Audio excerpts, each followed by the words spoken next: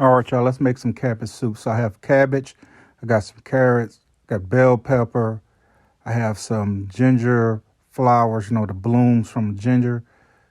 I have some chicken stock, which you really don't need that. You could just use water.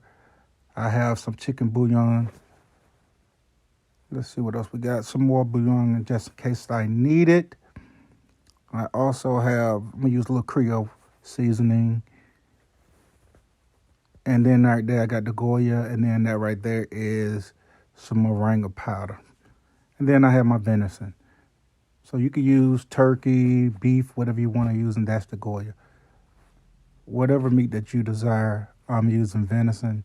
I had to put a little bit of olive oil in there because venison is very fat-free, very little fat in it. So we'll get that going. To break that down, and while I'm waiting for that to break down, then I'll go ahead and start cutting my cabbage. So, we just cut it in half. And this is a small cabbage. We'll make a small serving of this.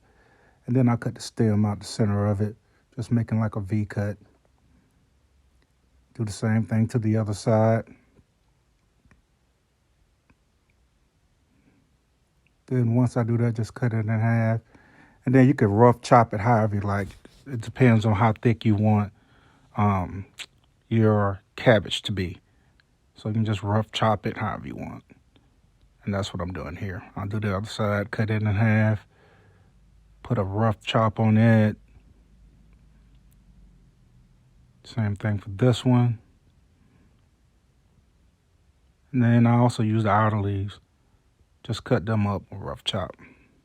Get those cut up. And I'll cut up the carrots and the bell peppers and the rest of it to go into the pot. So now that my meat is brown, it's ready to go, I'll start adding a little bit of seasoning to it. So I put the Goya in there, get that to going. And then I put a little bit of the Creole seasoning in there. And guys, you're going to do this to your taste. And I'll mix it up a little bit. And then I'll come back and add the chicken stock. Now, you can use beef stock, or you could just use plain water and just add more chicken bouillons to your desired taste. Since I had some stock, I use stock. We'll bring it to a boil, and once it starts boiling, we'll start adding our cabbage. All right, now the cabbages, put that on in there, and then we'll add our vegetables in there. So put the vegetables in there. That's your bell pepper, your ginger. I actually added a garlic clove also. Your carrots, got them chopped up. You can put any vegetables you desire. Then I put 3 bouillons in there. That's the Maggi or the Maggi bouillon. So you can use any type of bouillons you want. And then I'm looking at what I got, and I know that I'm going to have to add some water to it. So I added water, and you add as much water as you want. Like I said, you can control the flavor with your seasoning. So I'm putting some pink Himalayan salt in it. We're going to put a couple pinches of that in there. Yep, so we got that in there.